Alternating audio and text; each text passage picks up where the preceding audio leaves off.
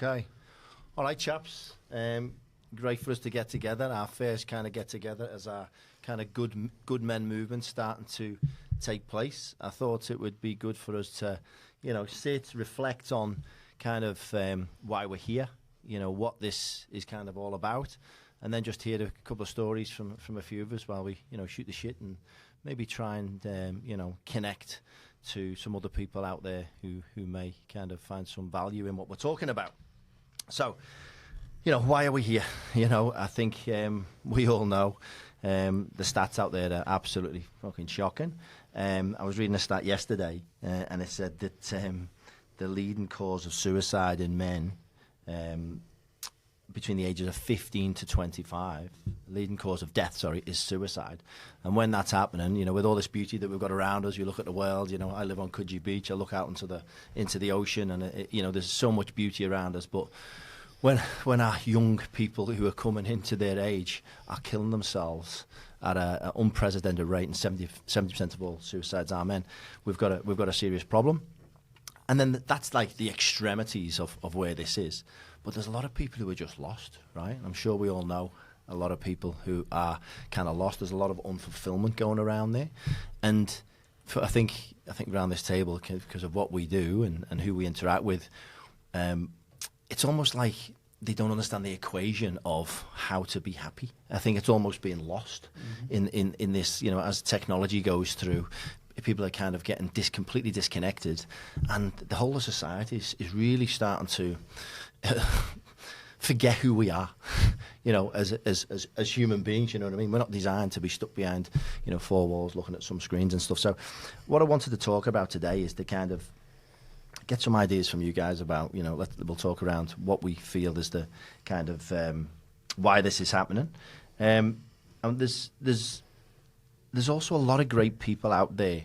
I know, Sean, you're quite passionate, even in your space, from a health and fitness perspective. But I've heard you talking about some of the things that we've touched on in the past and in our private conversations. Same with yourself, Marcelo, and Stephen. Obviously, me and you are in the process of trying to do stuff to help men more regularly. But there's a lot of good stuff out there. If you look at the Stephen Bartletts, you look at the Joe Dispensers, you look at so many men out there, Chris Williamson, who are actively talking about the problems in society and male fulfillment. It's all out there. But for me, I don't know about you guys, but I think it's all over the place. So like somebody might be talking about something one day over here about mental health. The next day it's about how hard it is for men to have relationships over here. The next bit. So I find like, how do we simplify this and bring it together? At the moment, I think it's very complex. And I think once people kind of go, okay, that makes sense to me, I want to do something there, they're kind of lost. Where do I now go? Something's resonated with me, but it's kind of like, where do I go from here? So that's why I think our Good Men framework is a simplistic kind of catchment area for all that then we can help them through. And again, I'm not going to go into too much of the detail about that. We will kind of flash some stuff up within some visuals about what we're talking about. But for me, the biggest thing is these rating, the kind of pulse check questionnaires of male fulfillment. And I think that's been pretty powerful. And I'd just like to kind of maybe touch on a few of you guys and maybe ask a few questions, if that's okay, about your stories. Yep, absolutely. That sounds like a good base to start, Sean. That was a great intro, by the way. Yeah, I fucking thought, shut me up at any time, because I can ramble on. You're on a roll. You want to interrupt. All right, okay. So, as I've said before, I think anything that we do needs to be scalable, and that's why what we're talking about is a complete scalable kind of movement that is about community help and community. Think AA, right? Think AA, everybody sponsors somebody else. And I think that's what we're talking about here. And I think we have got this powerful movement which is about to kick. Just so to bring some kind of, to bring it to life, I wouldn't mind starting with you first, Marcelo, because I think you've got a really kind of powerful story, and hopefully you're okay to share some of the deepest depths of, the good, the bad and the ugly. Yeah, of course. So what I thought was powerful, so for everybody in the table and anybody, listening, we've got some simple questionnaires that we put together. There's 20 simple questionnaires based in, some what we perceive as the kind of high-level buckets, the 5 pillars of fulfillment, which are health and fitness, internal work, love and relationships, social connections, and work and life flow. we've got some really high-level questions within there, which kind of, behind that, there's lots of intricacies and tentacles that can go deeper. But we found the simplistic way to ask questions to show somebody maybe where they've got gaps and help them where to walk. And what I found with yours, Marcelo, as somebody who I've known many years ago, we all used to train in the same gym at one point, I found it unbelievable that out of a score of 20, you initially at your lowest point here, because we've done at our lowest and where we are today, you were at 4. So at 4, of that 20, which is pretty powerful to show you, where you've come to. Because to sit now at 19, of these simple questions, and don't get me wrong, that's not saying we're one away from perfection. Yeah. It's these high-level buckets of questions. There's obviously a lot more depth we can go into. But if we want a collective kind of audience and give them a high-level way of kind of coming into a safe space, we believe this is what it is. So for you, what I found really interesting was your health and fitness was at top marks 4 and 4 across at your lowest and your highest, or where you are today. The other internal work, love and relationships, social connections, working life flow was 0. So can you number one, give us a bit of a backstory on yourself, okay, and then let's lead into that you at that lowest point. Yeah, sure. I mean, okay, so you just touched on it. As technology advances, all right, we become more disconnected. I think 100%. That's what's happening. That's why this is great, this movement, this connection of people who, I mean, the holes are there, right? You can see my holes, okay? Yeah. And the only reason why I leaned so much into health and fitness initially was because I'm an athlete, okay? It's the only thing, the only channel I knew how to connect. Okay, so health and fitness was easy for me, and it saved my life. Okay, because suicide, if there was no health and fitness there and I had not one channel, it's suicide. Okay, because nothing else is working, right? But the precedence why this happened was because from a young age, from as a teenager, you're growing up, you're seeing, you feel no sense of connection to anyone else other than my football team. Again, health and fitness, you know what I mean? It's sort of, for me, I wasn't guided the way what we hope to do, okay? And so, health and fitness saved my life. All the other areas, as you can see, all a no, negative, 0. Man, I had some big holes. And that basically happened because, again, no sense of community, no brotherhood, no male mentors that could help me. Okay, I didn't know where to find them. I was completely lost. All right, and so it led me to a string of negative behaviours, and ultimately I ended up in prison, and I spent 5 years in prison. Prior to prison, it was 3 years of being a negligent person, okay, because you're living this life that you can't handle, all right, and then ultimately is prison, all right, and so 5 years in prison. Now that was a dark place to be, okay, as you can imagine. How was that? How did you survive in there? Well, it's okay. So we talk about the duality of life, right? Yeah. Okay, that sparked as atrocious as the place is. Like, it's dark. I mean, you've basically got the whole of New South Wales, and they've mopped up the fucking negligent, like the worst of the worst people, and put them in one place. All right, and you can see it and feel it, and you're with these people, and it's tough, man. I mean, it's dark. There's no love in there. The way you're treated by the officers, you can feel that where you are them. You are those type of people, and we're us, okay? Yeah. And you're there, all right? And you can't do shit, all right? So that's what sparked my spiritual awareness, is because ultimately they've put my body in prison, but where's God now? I had nothing else, all right? And so I'm there asking all these questions, where's God, where's God, where's God? Turns out God didn't show up until later on, all right? But I just had to do my time. God was always present. But apart from the whole God thing, right, mate, it was a journey of nothing but negative responses, okay? And it dwindles, it dulls your spirit to a place of emptiness. It's designed to break you, okay? That's what it's designed to do. And over the years, nothing happens, no love, no light, no nothing, okay? But that was the beauty of it, because I'm in jail. I'm serving each day. My body's locked up, but I was able to free my mind. Okay, so lock in at 3 o'clock. Yeah, after the drama of the day, get locked in, look in the mirror, phew, today I survived another day, yay. And that's how we lived our life. But in that time, I was able to go inside, okay, and I escaped. So for me, that was my spiritual awareness, my growth, yeah, and it led to a much better thing. I don't think we'll touch on the later, yeah. No, but just on that, what I found interesting is obviously that it feels like that's where it is. In there, you're talking about coming into your inner work there, then, and then you've got your health and fitness kind of. Was that like a safety net for you when you were there? It was the only thing that you have control over, is to work on your body. Yep.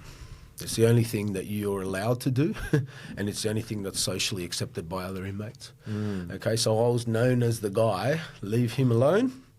He does his own thing, he trains, and that's how I did my prison. So it was the only defence mechanism that I had, that I knew to have, okay? So it saved me, yeah. And what I find interesting, because I don't, prison, dark time in there, you found a way to get through it, you're going to save a period of time.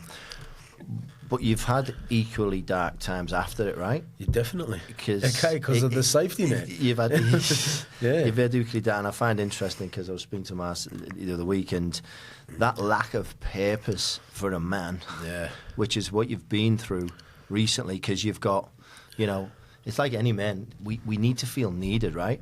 And we all have gifts, and how do we share these gifts? And I know, for example, you've got like a level of knowledge that I couldn't even, contemplate. I've read 1 million books and, spend a lot of, you've got a lot of knowledge in there, but it's like, and you're craving to give it out, right? Yeah. But where's the avenue? And that's been, I know, because we've already spoken about it, it's been eating you up, right? Yeah, that's right. And it's been eating you up. So that's where, and for me, I think I said to you last week, I fucking see you, brother, and I know what you're going to give back to humanity is needed, and the time will come. And I'm hoping that I know this community is going to be the thing which removes the blockers for people like you. Yeah. Because if you think about it, how many men out there have got gifts, passions, purpose, things that they can give, but there's a block. How do they give it?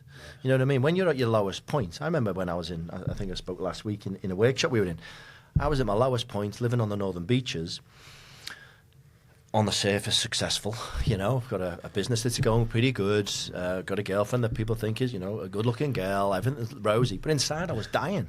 I was because my purpose had gone, the business had kicked, great, there's no purpose here for me, and I wanted to give back, but I didn't even know how I could volunteer to help, because the barrier to entry was too tough. Yes. So can you imagine how many men who've got as many talents as any of us in this room, if we remove the blockers and have this kind of community where everybody's kind of helping each other, and imagine what can happen to the population as a whole, And that's the thing I see in you. I'm thinking 100%. You've got all this fucking great stuff to give, but unless you've been working on your outreach for how many years? How many years? On your social media to get you following you. So Sean's been working for 10 years to get a huge following. But it's tough to get there. Now you can get your message out en masse. But you couldn't do it at the beginning, right? It's tough. Absolutely not, no. It's tough. So how many men, and a lot of people will go, fuck, you start that journey and go, oh, this is too painful. And it's not suited to a lot of men. It's not suited to me. It's not suited to me. You know what I mean? You've got a particular talent and gift that allows you to kind of do that. You're a funny fucker, right? You're a funny fucker, and you're tailored to this way, and that allows you then to bring that message through. But it was tough, because at the beginning you must have been banging out going, fucking hell. Well, at the beginning it's a matter of, I've always been very comfortable in my own skin, but at the same time, you put yourself out there. If we're just talking, what is a very common thing nowadays is people trying to utilise social media as a means to reach other people, or just in general using it, right? If we've ever read a comment section on Instagram, it's an absolute dumpster fire, right? And so, fortunately enough, when I started posting, it wasn't as volatile, wasn't like that. So it was just a matter of putting stuff out there and putting it through a filter myself of, if I had a mentor look at what I did, would I be able to justify confidently what I was saying? what I was putting out there, right? It wouldn't necessarily be correct because someone who had more skin in the game and a greater level of knowledge and intelligence could go, look, I understand where you're coming from, but your logic's a little bit flawed, like as I would with other coaches that I work with, right? So it was a matter of, do I feel confident enough about what I'm putting out that I can back myself in an argument, not necessarily win it, right? But and I never had to, right? But sort of that was sort of the standard by which I put myself, held myself accountable to, and you start to get a good response, right? When I was putting stuff out there, staying in my lane, wasn't trying to sort of overstep in terms of putting myself in a position of being like the expert when I was still in my infancy of being sort of an educator, if you want to call it that, right?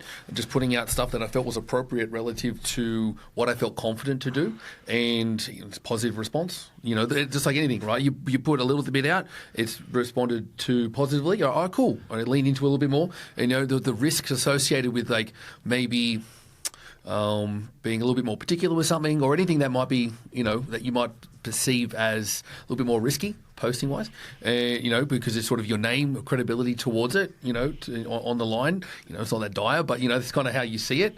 A very big knock to the ego if you put something out there and it gets shat on, right? And so just sort of just bit by bit. With no expectation on return. I mentioned this to you yesterday, right? You've got to be willing to, and it's something that stuck in my head, many years ago before I, where I am now. Is overnight success is 10 years in the making, right? Yeah. That sort of, that idea, that concept of just keep toiling away, just put one foot in front of the other, and before you know it, you'll get to where you want to get to. You just got to be consistent and patient enough to keep moving forward. 100%, and I agree. And that's kind of almost the success in anything in life. It's about chipping away, but what you've just described there is kind of the problem of what's happening in society with men, because men need connection and men need to kind of talk to each other, and there's too many blockers to do that. And if people want to help, then at this moment in time, if you want to get your voice out there and multiply the change, because humanity needs it right now. We're not in the best of spaces, right? There's divisions all over the place. It feels quite dark at times, and we really need to help each other. And if we're thinking about community being the thing, the blocker to get there, it's very complex. To get a voice out there is very complex. And that's why I feel that doing what we're doing in creating a community that helps each other, helps men get their message out, We can actually talk to people. And it was funny in that workshop last week, I made a note of one of the great guys there, I think Greg made a great comment. He was just talking to another guy for 10 minutes around. I think we were talking about one of the comments, obviously, the duality of life. Or I think it was the first workshop. It was the first 10-minute little. The first 10-minute workshop, and he says at the end of it, that was like 10 minutes of therapy. Sorry, 10 years of therapy in 10 minutes. 10 minutes, And I was like, how powerful is that? And that's just because just a man talking to another man and they're connecting on an issue. They might not necessarily unpick it, resolve it then, but it's like, okay, this is fucking normal. This isn't just me. That's powerful. Now, if you look at most men, I think there's a stat, I don't know, it was age 35 and up or something like that, where most men cannot say over the age of 35 they haven't got one serious best friend. You know what I mean? So if I've heard that recently myself as well. I don't know, floating around in the podcast sphere. And it was impactful because hearing it, you're like, you know what? You take a step back. You're like, you know what? I wouldn't disagree with that. I wouldn't say it's applicable to me. I make friends with a doorpost. But I get it. Right, I get it, because you're so distracted and you're so. If I wasn't the personality type that I am, I would be that person as well. You know what I mean? But just fortunate enough, I'm a friendly guy. Like, I'll make friends with anyone. But a lot of people aren't. No. You know what I mean? And if you're not willing enough to put yourself in an environment to maybe be a little bit uncomfortable, and you've spoken about going up to Ben, who came to the workshop, to basically say, hi, you know what I mean? It's like it's not weird, because you're just saying hello to another person. But it's perceived to be weird. You tell yourself this story that I'm going to be a weirdo if I go up to this person and say hello. It's an odd concept. Yeah, right? 100%. And I think most people are a prisoner of their own mind. Absolutely. They say shit in their own head, and it's not actually true. And that one with Ben, you paint a picture, you create a story in your own mind, and you convince yourself that's the case, and you talk yourself out of taking action. Exactly. So you just walk around and go, I can't do this, can't do that, and then you just shrink. And that thing I was talking about, that I think we spoke about last week. At one point, when we go through the growth phase, you raise your frequency, and other people used to interact with, you don't vibe with them as much anymore. People on the piss, snorting coke, whatever, like, okay, that's not for me. I'm not going down that path. I'm evolving. So naturally, you kind of go through this loneliness. And I was talking to you, Stephen, recently about it. And I got to the moment where, I think I said, at one point, I come home from being out on the piss with an idiot, thinking, this is just ridiculous. And I was on the floor, and I was sobbing. I hadn't cried for however many years, and I was sobbing on the floor, going, I'm lonely. And I was literally let it all out. It was like, I just let it all out, and I thought, okay, I've done that now. Now what am I going to do? And that was kind of, and the thing I was talking about, I was like, well, as I started working on this Good Men kind of workbook and movement, I started trying to practice what I preach. I'm saying, okay, within social connections then, what can I do to do this? And that simple thing of going to the gym, taking my headphones off, all of a sudden people want to talk to me. I was like, fucking hell. As I said, I joked about it. A week later, I'm like, fucking hell, I'm keeping them tight in it. Too many people are talking to me. But that was I spoke to Ben. I had a good, we both had Russian girlfriends. He's on a similar journey to me. He stopped drinking. I've stopped drinking. We went out for a meal as a couple. They were great. We're now friends. He came to the workshop last week. That's all because I just didn't listen to this stupid voice in my head, which creates your own prison, right? But this is the whole thing about it. You're programmed a certain way. So you go into your little box, your apartment, or your home, and you don't have your neighbours. They don't exist, right? And then when you do see your neighbours, you're like, oh fuck, there's my neighbour. You know what I mean? Oh, mate, I still feel like my neighbour. He won't listen to this, but he's a bit of a. He might. He's a bit of a loon. I'll say to his face, Nick, if you're listening. No, hear the door start to rattle. Oh, get inside quickly. Hi, Nick. Yeah. Lovely guy, but it's like he will talk your ear off more than I will. So there's there's a bit of that fear. Yeah. No, but I'm saying we've lost the connection with it. Like, because if we go back in time, we lived together in communities. It's only that's all we had.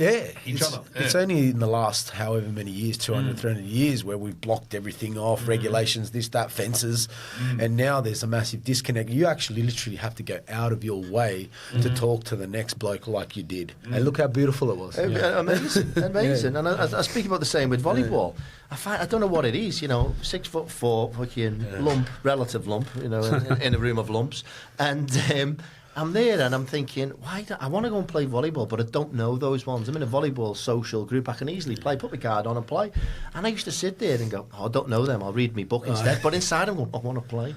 So I'm like, what am I doing? But you feel like that kid at school, hey, can I play, please? But I was thinking, what am I doing? And that day when I hit that rock bottom and I was working on this workbook, I thought, well, I'm going to walk the path as if anybody who's going through this movement would.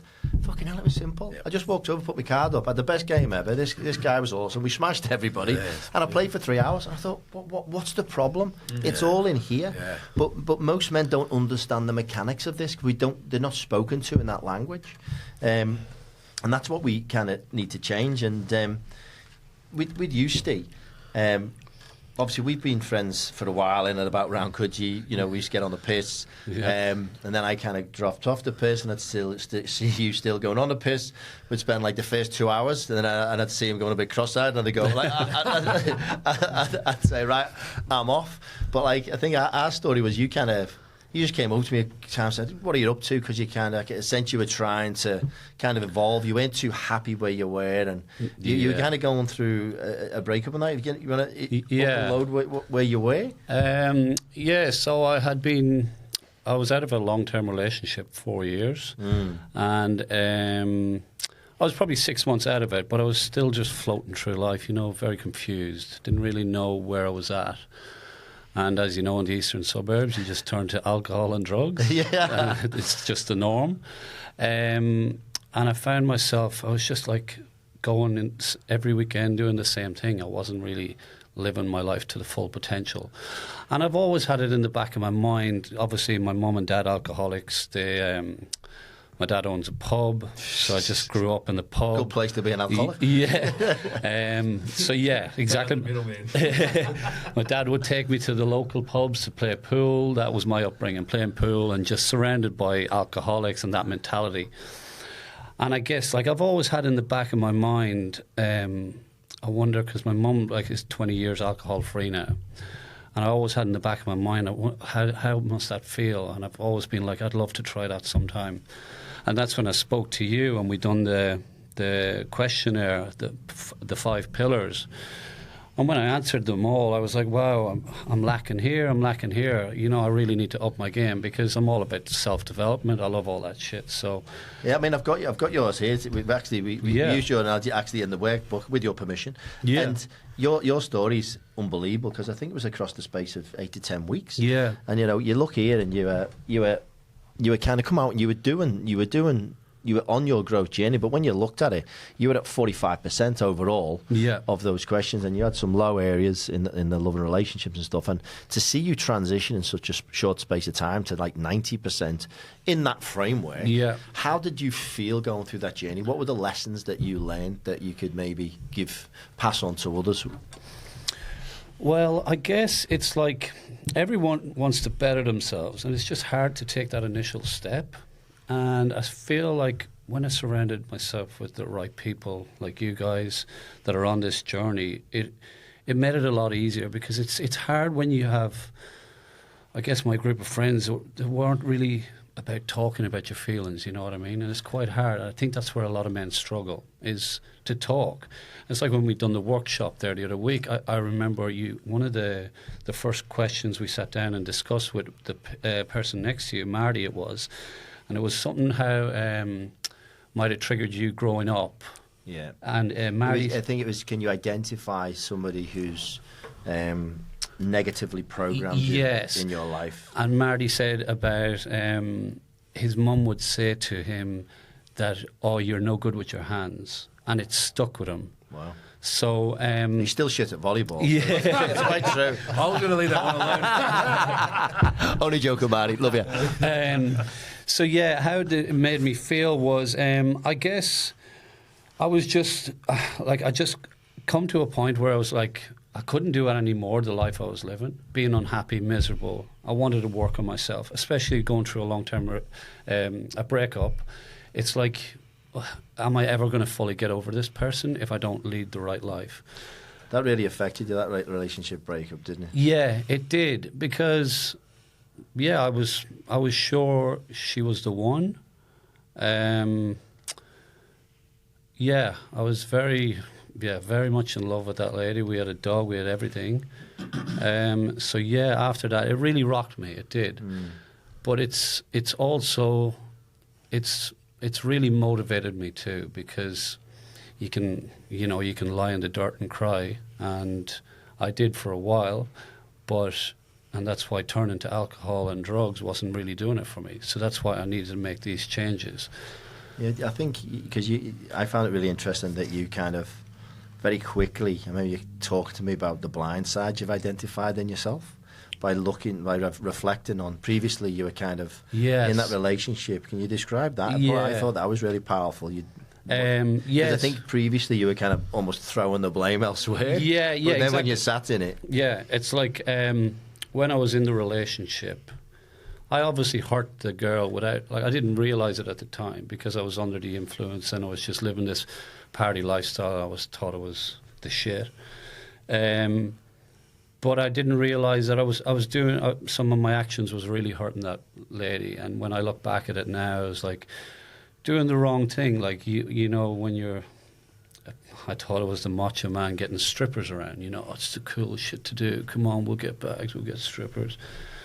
But now that I'm out of it, it's made me really realize how hurtful that was to that person. Beautiful. And since I've been on this whole journey and I've quit drinking and I've been really wanting to better myself, I've called her up and I broke down in tears talking to the girl. I was like, I don't think I ever did, because when we were in the relationship, we just had an argument and I fought it off, rather than trying to, how do I say? Work through it? Yeah, exactly. Yeah. And now when I talk to her, I said, like, she was like, why are you calling me? It's like 6 months after we're breaking up. And I was like, well, there's one thing I don't know if I've really done, and I don't think I've apologized from the bottom of my heart. And we both broke down, and it felt great because, you know, I let it all out. Because it's something, you know, I think I could have lived the rest of my life without realizing unless I'd done the work on myself. That's beautiful. Yeah, so, and we're in a much better place now. It's great. Like, you know, we talk very openly. Like, obviously she's still my ex, but, you know, it's good to just have that rather than hating on someone. It's good to just Closure. come clean. I suppose yeah. similar to what you're saying. There's what you because it was coming from the heart. It was authentic, and there's no desire on the outcome. You just the outcome. Yeah. You were just. Yeah, This that's is- what I this say. is me. That's how I had to open the conversation. You know? I was like, yeah. I just want to let you know this isn't trying to get back together. Yeah. This is me working on myself. Good that you prefaced it that way. Yeah. I think it comes across more genuine. Yeah, right? You know, she knows exactly. your intentions. You know, from the jump. Yeah, and she was very shocked I bet because she was. because she was like, well, wow, you've changed. And I was like, well, yeah, because I realise what a fucking idiot I was, how I used to act and how I used to think it was okay. But it's not. 100%. I think the key thing there for me, I just want to touch on because Yep. you know I'll probably forget because my mind does that. Is that one of the key things there was the ownership of your shortcomings, right? You know, it's taking ownership for the flaws that we all have, and it's not about being flawless. It's about, in my opinion, identifying again why these sort of metrics are so valuable. As simple as the questions are, is they put it very simply in front of your face. This is where you suck, right? Yeah. This is where you're good. All right, cool. You're cool. Like, let that simmer. Yeah. You don't need to worry about health and fitness so much. It's pretty autonomous, right? All right, cool. You know, that's a good silver lining, right? As an example. And then the outside of that, all right, cool. Where do I need to focus? Is it sort of ownership of being a shittier version of yourself, and being that to those you've hurt, or we talked also. You mentioned a few times. Also, Mas mentioned this as well. Being disconnected, right? And I think that the big reason people are disconnected is that you're living externally, right? Through social media, through everything. Talking about not being connected with your neighbour and things. So you're not connected to other people, and we're being told. You talk about programming, right? Being told what success is in life, the strippers and the drugs and things like this, right? It's like, this is what you need to do in order to be seen as the man or be successful or whatever. Status, right? Yeah, exactly, right? Yeah, exactly. It's the status, right? You got to be. It's the perception of being someone, right? And it's all external, right? And in what I've learned for myself, being a much more honest version of myself than I've been in the past, right? And love that about who I am. And in order for you to be empowered to make the best decision for yourself and everyone around you, and positively influence that sort of ecosystem that you live in, you need to take ownership of poor decisions or everything. Yeah. If you can own absolutely everything negative that happens in your ecosystem, you can change it, right? Whether like you had only a small bearing on that, you're in a relationship with someone. And it mightn't be a 50-50 split in terms of who's a shit person, but if you take ownership as much as possible for that situation, you can do as much as you possibly can to change it and change how you feel about it, right? Really, really powerful point. And I think I briefly mentioned, I mentioned to you all recently about even just as early as last week, I was having that discussion with Katia where I was kind of talking through the framework and where this kind of Good Men is going. I was really pumped, and I was on a mission. I was like, blah, blah, blah, and you know what I'm like when I get going. I'm like, blah, blah. And so when Katia starts trying to kind of finish my sentences, kind of like, oh yeah, it's this, and it wasn't that. So I'm going, okay, just let me finish, let me finish. And I'm starting to get wound up, and I'm like, and I'm saying and I try to explain what it was, and I'm looking at it thinking, I'm not getting the response here I want. It's kind of getting worse. Then I looked and I thought, accountability. Hang on a minute. I sat in myself and thought, I've seen this before in previous relationships. Yeah, you mentioned. What is it? And then I was like, light bulb. It's me. Yeah, fuck. I was like, it's me. She doesn't feel seen or heard. Yeah. She's trying to add value to something here. She's got a good message. And when I shut the fuck up, listened to her, number one, looked her dead in the eye and said, I fucking love you. I see you. I feel you. You're beautiful. And thank you for trying to add value. When I actually listened, I wasn't actually fucking listening to what she said. I'd got my wires crossed. And the value she's adding was good. When I was saying it's not this, it was me. But I needed to take complete accountability. Then I apologised. And I spent 10 minutes explaining myself and apologising for past. She broke down and she just played, you know what, that was the biggest healing session I've had because it actually healed from past because you've just acknowledged something that happened in previous relationships. And I was like, wow, well, hopefully I've woke myself up now that we need to stop doing that because I think sometimes as men, you run a million miles an hour, don't you? Yeah. And you're just kind of on this mission and you can forget people over here. So for me, just following on from what you just said, I think it's super important to take that accountability, right? But the thing about that is you can, take accountability, but more importantly, and this is why this is so fucking amazing, right, is that you've got boys to call you on your shit now, like real men. Yeah. So, and Ian did it to me the other day. He goes, bro, you said this about this, and he goes, I just want to pull you up on that. And I thought about it was about talking about someone about money, and I had a negative connotation towards it, and you said it, and in my mind I go, I forgot I said it for first thing. The second thing, I remembered what it was, and then I go, holy shit, I was negative about that, and thank you. You know what I mean? It's like an old habit, sort of. Yeah, like it's a program. Yeah, of course. It's a program that you default knee-jerk reaction to something. And he's gone like that, and it's made me go, this guy's and I love that. Because another male saying that to me to make me level up. You know what I mean? You know where it's coming from. Yes. You know what I mean? And that's a reflection of not just the relationship you guys have, but it's the openness that you have to be called out on shortcomings and know where it's coming from is from a genuine place of care and love. That's right. And that's what you want. You know, that's what we all need. Right? Yeah, so if you've got a frame, if you're with a bunch of blokes who love drinking and getting with strippers, you think they're going to pull you up on your shit? No, not at all. It was more getting pulled up to be a bigger legend and order more drugs.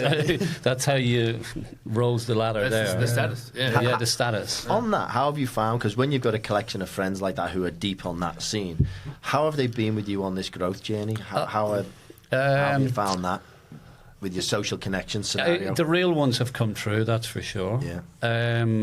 Obviously, the ones that I would have partied with very hard, they say that they're happy for me, but it's very easy to see that they don't really care. Yeah. Because they're still, I can see that they're fighting their own, like they're numbing their own pain. They're not coming to terms with their own problems. And we've all got problems, but people that are going out getting fucked up every weekend, they've got some problems. Well, they're not addressing those problems. Exactly. Like we said before, everyone's got problems. It's just a matter of identifying what they are, owning them, and then you can work on them. And being able to talk like this, it's quite rare. I think that's what we struggle with as men, and you feel so good for it when you talk from the heart and you let it all out.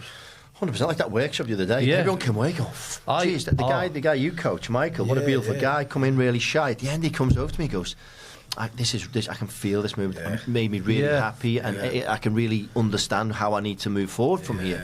And he got energised. I think all of us were energised from that day because we were just talking. But it takes good bed for you to be able to be in this, right? So if you're coming in and you do what you do and you pull people up, it feels good. Yeah. All right? It feels good because it's like, I'm here to level up. Yeah. I know why I think it feels good, because someone gives a shit. Yes. I think that's where it comes down to, because in that instance, it's like, oh, he gives a shit about who I am and the progress that I want to continue to achieve. Exactly. And you talk about not having a positive male role model sort of when you're younger, and it's jarring, right? In a good way, right? And it's like, a male that I respect gives a shit about what I'm doing. Oh, okay. I suppose I better keep doing the right thing. It's beautiful because the vision that we have for this is so good, so big, that we can get them when they're young.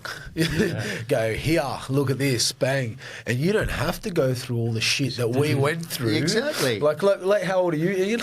Oh, 47. 47, you bastard. All right, so I'm 40, just turned 40, and literally only just arrived. Like only the past few years. You know what I mean? Imagine me grabbing a younger version of me saying, hey, bro, let's do this and That's come a good with point. me. Do you know what I mean? I'd be like, fuck, thank you. No, You know what I mean? I've got this vision. I've got this vision. Ultimately, if you imagine it from the age of kindergarten or whatever, there's actually an education channel which is like just like it's humanity, right? It's understanding what makes us tick. Yeah. It's understanding when you have this emotion. What it means is sit back, actually look at it, and deal with it differently. You know the duality of life, no negative emotions. What's it telling you? When I feel angry, what's it telling me? Should I look at it slightly differently? Has somebody crossed the boundary? No, people just go fuck, and you know what I mean. And we all know people in our life who are so blind and so asleep to actually what it is to be a human being. Bottle it up. They just bottle it up, and again, hence why we've got crazy suicide rates, mental illness. Well, that's the end result. But what happens between then? Is the strippers, is the drinking, and then the destruction, and then it's suicide, right? 100%. So those are the signs. Yeah, I've actually got a brother who I was speaking to Ian that we want to try this out on. He's not in a good place at the minute. And I just want to simplify it because, like, I think you struggle. I struggle is like, where do I start with this person? But if you break it down into this, he said to me on the way over, he said, my brother's okay, and he said, actually, I'm just going to run him through this. Yeah.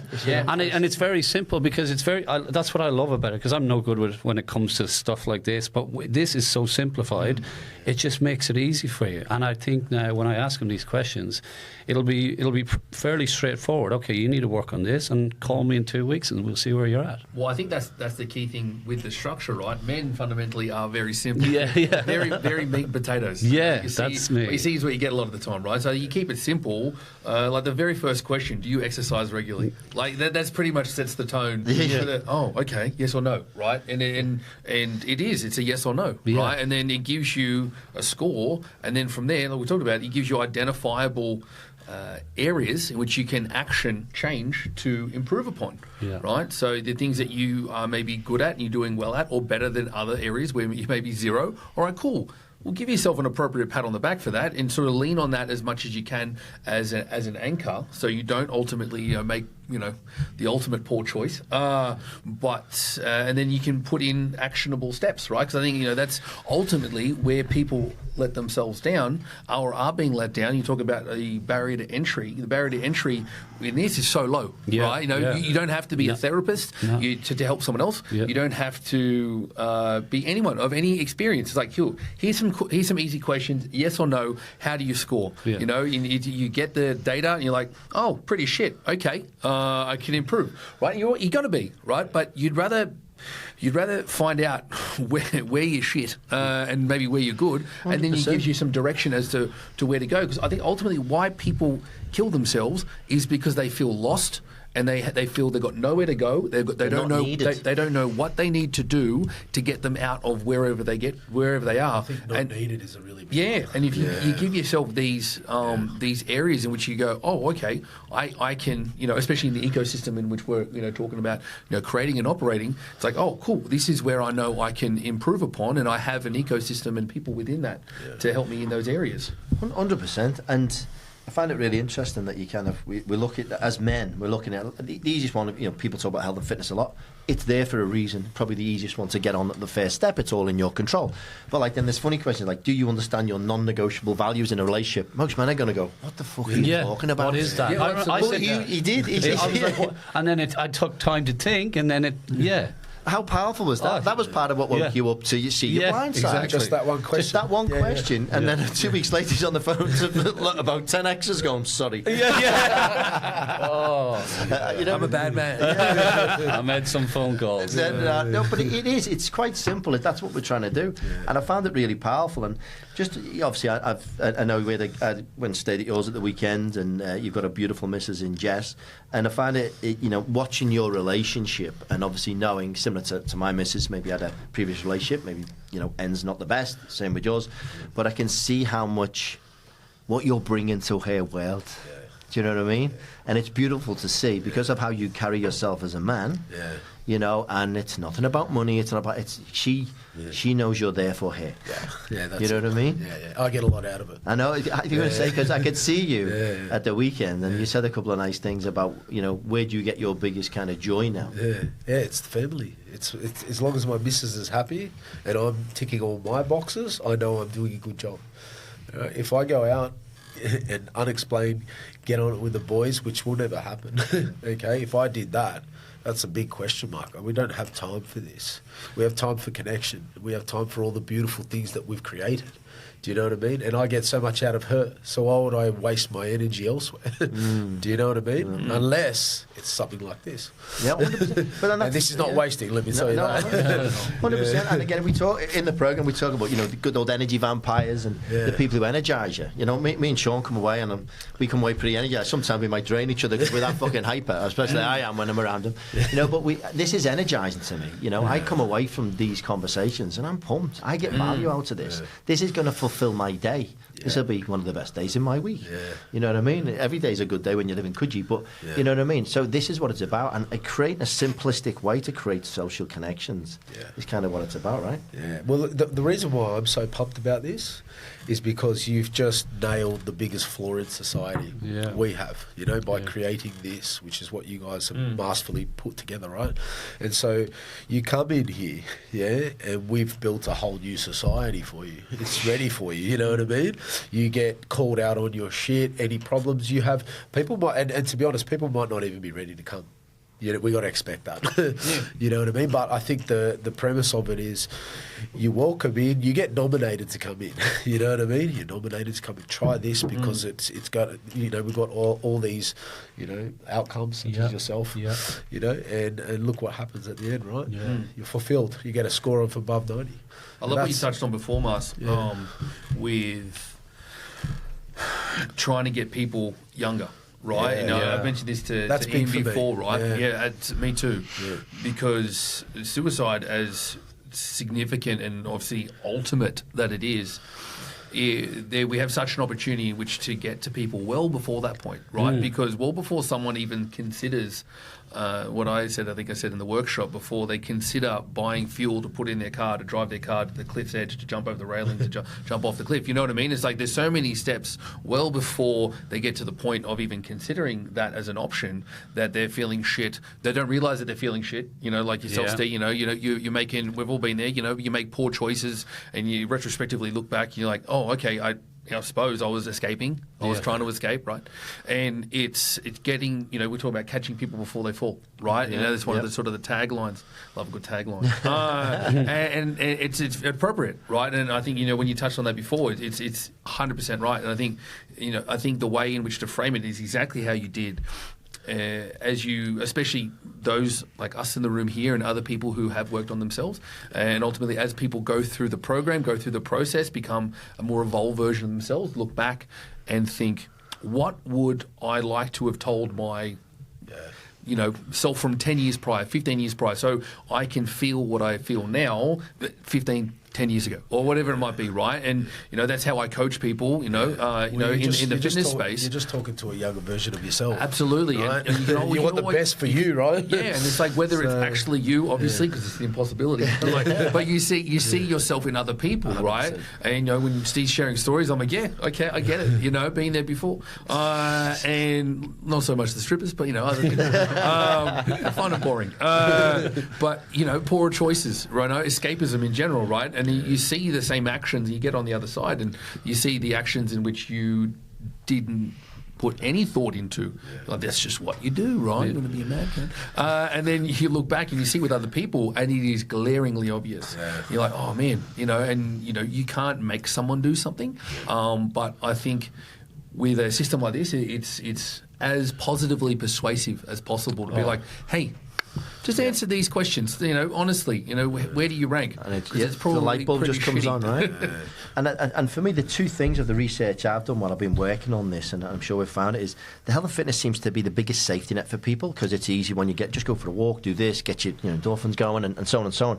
But the biggest thing I think is, look at the fucking massive 99 kg. The biggest thing, the social connections for me, is the final straw for a lot of people. That's where that loneliness epidemic, because if they're fucked in the others, if they've got a strong social connection, they've got people to talk to, and this energizes and this keeps them off that high risk step.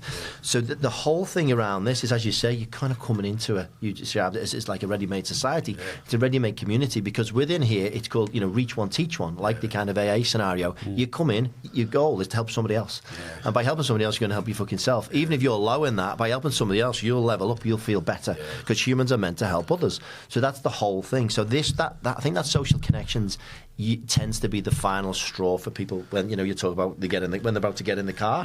It's this, because they've got no one around them. You know what I mean? And if you see just me and you talking, I'll catch up with you, go for a steak on a Wednesday. It fucking gives me a lot of juice in my week, just talking to like-minded people, going chores at the weekend. There was a period in my life for 6 months when I didn't have any of this fucking man talk, because I'd broke through from the previous collection of friends. I'd leveled up, and then I was like, okay, where's the people I've leveled up with? Okay, I've got to push through. And it was 6 months of kind of this loneliness thing. Now, if I was in one of these, if I was low in all of those, that's your kind of final safety net, I think. Does that make sense? Absolutely. Yeah. Well, men are craving connection. You said it. You mentioned it earlier. We're craving connection, and what men do most of the time is golf, but drinking. You know what I mean? It's a weird, distorted type of connection. What about getting together and having a good chat? Do you know the activities are alcohol? That's the glue. It's a shit glue. Do you know where this would go really well? Is I used to work in the mines, and there's quite a high rate of suicide in the mining industry, because you spend long periods of time away from your family. A lot of these guys, and this is where I think these questions would come in really good, because people are just stuck with their own thoughts and feelings, and they don't know how to talk, and it's all this macho game about you got to stay here, you got to work, you got to save as much money, and it's not. So this could be an area for that. I feel like a workshop in some of these mining camps would go a long way. I feel like there's a sunlight element to that too. You literally get done, and that's responsible for everything. You know what I mean? And if you're doing your night shift, mate, like you're struggling like that is everything. From the health and fitness side of things. Because I had I knew a lot of. Probably 6 people, and they were quite young, committed suicide. Because what they do is they go under 4 weeks, you work really hard, you get your money, and then you escape and you go into, so you're in whatever city you want, and you just go, they go crazy, because it's their escape. They've just been locked up, and then they go and they just lose it, then they take copious amounts of drugs and alcohol, come back, and they're like, I'm here for another 4 weeks, what's my life?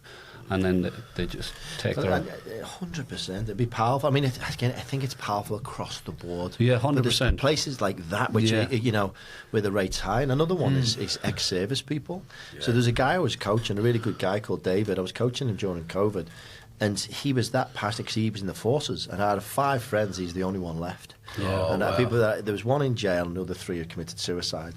And from his battalion, and or whatever it was, and he was so he had a decent job, but he was so committed. He wanted to do something to really change it, because he was saying, the current things within the services, it's all tick box. He said someone will come into them 4 weeks before they're meant to go. Oh, here's a health and safety course. Do that. That might suit you from the way out. And it just tick box stuff, right? And it was like it actually these pulse check question scenario kind of got me thinking way back then. I'm thinking, hang on a minute. Surely there should be a question way in advance, what we talk about, reach them before they fall. Way in advance to say, a year out, hey, what are you interested in? And just kind of, where are you at? Where's your questions? Oh, I can get a real good understanding of this person. So on your way out, there's a lot of people who are looking for people into the workforce. And if you look at the military, frankly, highly disciplined, have some good skill sets. I'm sure just based on some different questionnaires, number one, you'll be able to understand them, be able to direct them in the right place, right? But what most people do, they come out, they go into society, they haven't got a fucking clue, and they've come in from that to absolutely nothing, and they have no idea about this. They don't know about how to have loving relationships, how to create new friends out there, because they're being regimented, just like probably going into prison, right? It's in a system. It's an institution, right? Exactly. So I think it's across the board, right? 100%, you're right. Yeah. Okay, Sean, one last thing for you, my friend, because we haven't got into you yet. You know what I mean? We haven't got into you. When was your lowest point, my friend? Because looking at your rating, you back in there, even though you're genuinely a really happy guy and you connect with people super easy, But underneath that, I know a couple of stories that you've told me in the past, and you know, when you've told me, it's kind of hit me there. There's come up some emotional stuff, uncle, and you know, passing the family, and how it's affected you and where you are today. Anything you would like to share about your journey and where you are today? No, well, look, if you're not ready to share. Remember, vulnerability is a superpower. Sean. Yeah. Look, no, I appreciate you opening the floor. How much time we got? Because talk about myself all day. It's my favourite topic. I suppose the lowest, right? You talked about sort of the scoring system, and I said to yourself, Ian, when I scored it, it's sort of good that because I had to really think, I'm like, how am I going to score myself from this particular point in time? Because it was so many years ago now.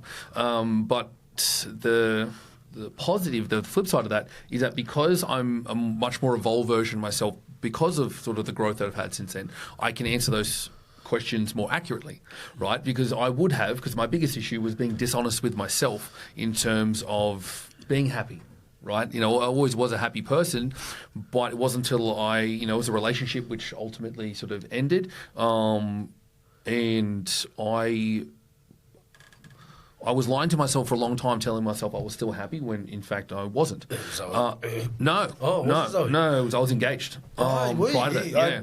Didn't know. No, that relationship was fine. I spoke to her this morning. Yeah. Because that past relationship that Marcelo is referring to was exceptionally better, to the point where that relationship ended nearly 4 years ago now, and we still talk regularly, right? You know, we're still close because we that relationship that we're talking about had run its course, and we both sort of got to the point where we knew it had. She called it because I didn't have the balls because of the hurt that I'd caused in my previous relationship ending it, right? So that's the one I'm talking about. And so I was not in a position emotionally mature or psychologically mature enough to deal with a lot of the baggage that she had, and so I, wanting to be a good person, and not knowing how to, speak my truth, and sort of let her know that I'm having a hard time, processing this and whatnot. It's just bury it. Don't want to show any sort of I'm having a difficulty with that, and so you bury it. And eats you up, doesn't it? Well, again, what I use as my sort of litmus test in terms of the lack of happiness is I was handing out save the dates for my wedding, and I felt nothing, nothing. There was no positive emotion, no negative emotion. It was just numb. It was such an odd feeling for someone like myself. I grew up a mama's boy, still am. Very sort of emotionally in tune sort of guy, and I just have felt nothing. I'm like, and I'd never been there before. They were handing out save the date, so there was no reference point. But I knew, I knew that wasn't right. You know what I mean? It's like, and because this was my first proper relationship, which went on for many, many years, nearly 8 years. And so, I was like, okay, this is what you do, right? You just deal with it. You take it on the chin and keep moving forward. And then it's just like, nah. So I got to a point where I had to call it, and yeah, it was horrible. Absolutely horrible, and more so because of the pain that it caused her, and because I was the one who inflicted that. Yeah. Right, and I causing pain. Experiencing that pain is sort of one thing, but then knowing that you've caused that for someone else, knowing full well you had the power. Sort of this is where my growth has come from. You had the power to not do that, right? Through having been more honest earlier in that process, in that relationship, and that's sort of why I'm so. I wouldn't say overly honest, I'm just honest, right? With myself first and foremost, and then anyone sort of that I interact with, right? And so, that's sort of been sort of the biggest thing for me in terms of not just sort of how that relationship has positively impacted sort of, my next relationship and where I am now, fantastically so, with my current partner, but sort of the way in which I interface with everyone and about anything, because it's always, if you're dishonest with yourself, you're going to be dishonest with other people. And if you're going to be dishonest with other people, everything comes out in the wash, right? And it's why, and it's going to feel shittier. You'd rather have an uncomfortable situation, and this is sort of, again, there's positive reinforcement in terms of the rolling benefit of doing so, right? Because I started to where I am now. If I say something, because my favourite thing to do with my girlfriend is pick on her, right? It's my love language. Making fun of abuse. her. Yeah, and it's like it's just tick for tat, right? And so like sometimes I might say something because you've got to push buttons and whatnot, and sometimes and vice versa as well. I might be feeling extra sensitive that day, and something will be sort of you go a little bit too far, and then like. We have a really good, open, honest, communicative relationship. And if someone does or says something which, at the time, we know the intention wasn't to genuinely hurt the other person's feelings, it's sort of just in jest. But if it does, and, you call each other on and go, oh, my bad, sorry about that, and it's like, it's gone. It's water under a bridge, right? Whereas in the past, that would have you just fucking swallow it, and then before you know it, you're handing out save the dates and you feel nothing, right? That's a really good point that you make, because again, going back to most men, there's not this kind of mentorship that really goes on with men, and they don't understand a lot about love and relationships and these simple questions that we ask, which work for you. And if you sit in something and don't make a decision, that's a decision. It's a decision. So you're sitting in a decision to stay like this, which affects both people. But ultimately you. Well, that's where I was, right? Yeah. Because I was so passive, right? And this is why I feel so strongly about sort of what we're doing, but especially in the love and relationship space, because I see it is so many people, so many friends, so many guys will sit passively in a relationship. And like you said, if by not giving an answer, you're giving an answer, right? You're choosing something. You can't just passively go through and be complete and be happy on the other end, right? Because you're saying, like for myself, you're saying yes to things which you should be, not necessarily immediately saying no to, but having a conversation about it and go, oh, okay, you know what? Actually, I don't necessarily agree with that. Oh, okay, but if you don't speak up and speak your truth, then you're not honest with yourself. But again, you're not taught this shit, right? As an emotionally immature guy / everyone guy is, and I think it's not until you go, like we all have, right? It's not until you go through, mucky shit in whatever way we all have, you come out the other side. Not always, but you have the opportunity, and then to grow from that, right? So I think that's sort of where we come from. And now help others with it. Exactly. What you said resonates with me, because I was there as well. I think we've all been in that situation. Every fucking one of us, right? And I remember being in that, and I remember even justifying it to people who were saying, "Are you really happy?" And I'd say, "Yeah, it's all right, but I'm very busy with work at the moment." And I'll deal with it later. You know what I mean? It's like, and then a year later, still very busy with work, especially if I was stuck in the corporate rat race and that. And then what I'd do is on Friday, Saturday, I'll just get pissed. You know what I mean? And then if I get pissed, I'll have a laugh or whatever, and then it comes around. But I was just in vanilla land with that relationship, which wasn't adding any value to either of us. You know what I mean? And no one taught you any emotional balance. No. Who taught you? You did. Pain. Pain is a great teacher. Pain is a great teacher. But years, it could be shortened. You know 100%. What I mean? Someone telling you, mate, absolutely, what you need to do. Go deal with these emotions. Yeah. Oh, that's what that means. I didn't know what a boundary was. Right? Absolutely. And most people still will have to go through pain, because people aren't ready to hear stuff unless they're ready. It's like recently, I read a Joe Dispenza book about 5 years ago. Tried to put on old Joe, made no sense to me, gobbledygook.